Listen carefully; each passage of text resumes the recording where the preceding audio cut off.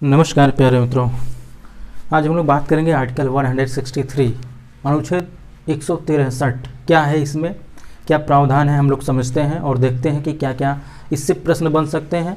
और कई बार कॉन्सेप्चुअल बनते हैं, कई बार फैक्चुअल बनते हैं, इसलिए हमें दोनों तरह से तैयार रहना चाहिए। तो सबसे पहले हम लोग जानते हैं कि इस आर्टिकल में है क्या। तो राज्यपाल की सहायता और सलाह के लिए क्या होगी, एक मंत्रिपरिषद होगी। जैसा कि केंद्र में क्या होता है, एक मंत्रिपरिषद होता है, वैसे ही राज्यों में भी एक मंत्रिपरिषद होता है। मंत्रिपरिषद का मुखिया कौन होता है, तो मुख्यमंत्री होते हैं, यानी वही क्या होते हैं, मेन कर्ता धर्ता होते हैं। ये मंत्रिपरिषद के अंतर्गत कितने मंत्री आते हैं उसके बारे में हम लोग चर्चा करेंगे, कितने हो सकते हैं उसके बारे में हम लोग चर्चा आज ही कर लेंगे। फिलहाल नेक्स्ट जो आर्टिकल रहेगा उसमें भी डिटेल किया जाएगा, ठीक।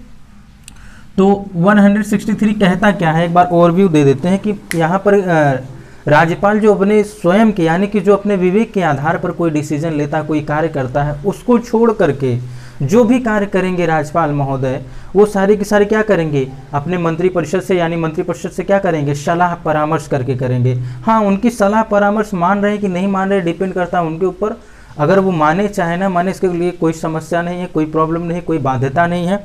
और इसके साथ ही साथ अगर मंत्रिपरिषद कोई सलाह दे रही है, उसके लिए कभी उच्चतम न्यायालय में चुनौती दी जाएगी कि नहीं दी जाएगी, दी जाएगी तो कैसे दी जाएगी, ये सारे प्रश्नों का उत्तर हम लोग देखेंगे। और किन किन स्थितियों में राज्यपाल क्या करेंगे, मुख्यमंत्री का या फिर मंत्रिपरिषद का यानी कि राज्य मंत्रिपरिषद का सलाह लेंगे, क्या होगा आइए अब देखते हैं, ठीक।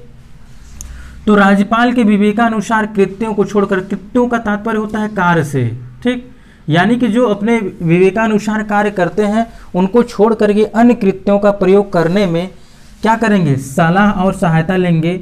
और वह सलाह सहायता लेने के लिए एक मंत्रिपरिषद होगा जिसका मुखिया कौन होगा, मुख्यमंत्री होगा। अभी आप लोग टेंशन मत लीजिए कि मंत्रिपरिषद होता क्या, अभी हम लोग आगे चल के डिटेल करते हैं। बात ये हुई कि जो विवेक के अनुसार पर जो ये राज्यपाल जो कार्य कर रहे हैं उसको छोड़ करके कोई कार्य करेंगे तो मुख्यमंत्री या फिर मंत्रिपरिषद क्या करेगी, इनकी सलाह देगी, परामर्श देगी, ठीक। यदि कोई प्रश्न उठता है कि कोई विषय ऐसा है या नहीं जिसके संबंध में इस संविधान द्वारा या इसके अधीन राज्यपाल से यह अपेक्षित है कि वह अपने विवेकानुसार कार्य करे, तो राज्यपाल का अपने विवेकानुसार किया गया विनिश्चय अंतिम होगा और राज्यपाल द्वारा की गई किसी बात की विधि मान्यता इस आधार पर प्रश्नगत नहीं की जाएगी कि उसे विवेकानुसार करना चाहिए था या नहीं करना चाहिए था। बात वही एकदम सिंपल सी है कि राज्यपाल अगर कोई अपने विवेक अनुसार अगर कोई कार्य कर रहा है, कोई अपने विवेकानुसार कार्य कर रहा है, यानी अपने विवेक का अनुसार का क्या तात्पर्य होता है, अपने बुद्धि के अनुसार अगर कोई कार्य कर रहा है उस पर कोई प्रश्न चिन्ह नहीं उठेगा कि उन्हें ऐसा नहीं वैसा करना चाहिए था। जैसा कि आप लोग जानते होंगे कई बार ऐसा होता है कि कई राज्यों में उसके जो राज्यपाल होते हैं, जब कोई आम चुनाव होता है, आम चुनाव होने के बाद क्या होता है, आम चुनाव होने के बाद यही होना चाहिए कि जो सबसे बड़ी राजनीतिक दल होती है, सबसे बड़ी राजनीतिक पार्टी होती है, उसी को सरकार बनाने के लिए राज्यपाल क्या करते हैं, आमंत्रित करते हैं। लेकिन कई बार ऐसा होता है कि वो उसको न देकर के किसी गठबंधन को तरजीह दे देते हैं। ये क्या होता है, उनका विवेकानुसार ही होता है, उस पर कोई प्रश्न चिन्ह नहीं उठाया जाएगा कि वो ऐसा क्यों किए। जैसा कि आप लोग जानते होंगे कि बिहार में राज्यपाल थे बूटा सिंह, राज्यपाल बूटा सिंह थे। उसमें क्या हुआ कि कई सारे जो पार्टियां थी वो गठबंधन की हुई थी, लेकिन वो सारे जो ज़्यादा से ज़्यादा जो है बहुमत प्राप्त की थी गठबंधन के माध्यम से, उनको न बुलाते हुए श्री बूटा जी ने किनको बुलाया, राबड़ी जी को, कि आइए आप सरकार बनाइए। यही बात होता है, राज्यपाल क्या करेगा, अपने विवेकानुसार कार्य करेगा, उस पर कोई प्रश्न चिन्ह नहीं उठाया जाएगा, परंतु वो क्या होना चाहिए, संविधान के अनुसार होना चाहिए, संविधान के अनुकूल होना चाहिए। कदापि ऐसा नहीं होना चाहिए कि अपने मन की मर्जी कर रहे हैं, जो मन करे वो करे, ऐसा हरगिज नहीं करेंगे, तो वो लोकतंत्र न होकर के वो तानाशाही हो जाएगा, ऐसा नहीं होगा, ठीक। अब बात आती है कि अगर कभी राज्यपाल को अगर मंत्रिपरिषद या फिर कोई मंत्री अगर इन्हें सलाह देता, कोई परामर्श देता है, तो क्या ये जो परामर्श या सलाह दिया गया है, तो क्या इसके लिए क्या न्यायालय में चुनौती की जाएगी या फिर न्यायालय द्वारा जांच की जाएगी? तो हरगिज नहीं की जाएगी। क्या नहीं की जाएगी? जांच नहीं की जाएगी। और साथ ही साथ ये भी नहीं पूछा जाएगा कि ये मंत्री राज्यपाल को क्या सलाह दिए, क्या परामर्श दिए, या फिर कहा जाए तो उसको पूरा डिटेल नहीं देखेंगे कि परामर्श क्या दिए, सलाह क्या दिए, सलाह में क्या क्या बातें कही गई हैं, क्या क्या बातें नहीं कही गई हैं, ये कभी डिटेल नहीं होगा। ये एक प्रकार से कहा जाए ये गोपनीय होगा।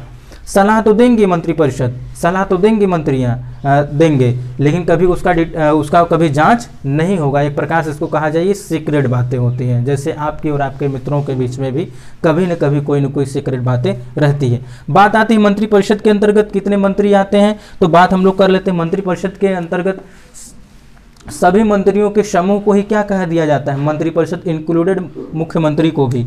आइए हम लोग थोड़ा सा इसको भी देख लेते हैं ताकि आपके मन में उत्सुकता बनी रहे कि नेक्स्ट वीडियो में क्या होने वाला है। यानी कि मंत्रिपरिषद के अंतर्गत कौन कौन आ जाएंगे? मंत्रिपरिषद के अंतर्गत वो सब आ जाते हैं जितने प्रकार के मंत्री होते हैं, उन सारे मंत्रियों का क्या होगा? ग्रुप होगा, प्लस उसमें क्या होंगे? मुख्यमंत्री भी शामिल होंगे। यहाँ पे हम लोग राज्य मंत्रिपरिषद की बात कर रहे हैं, और जब हम लोग केंद्र के बारे में पढ़ रहे हैं तो हम लोग केंद्रीय मंत्रिपरिषद के बारे में बात कर रहे थे। तो मंत्री कितने प्रकार के होते हैं?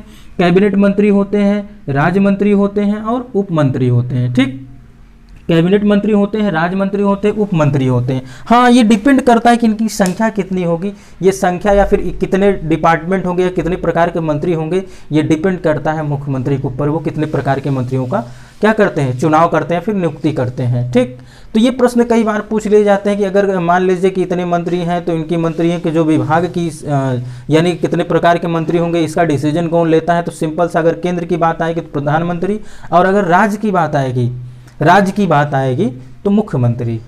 प्रश्न ये भी कई बार पूछ लिए जाते हैं कि क्या मुख्यमंत्री को राज्यपाल नियुक्त करते हैं या फिर क्या करते हैं? मनोनीत करते हैं।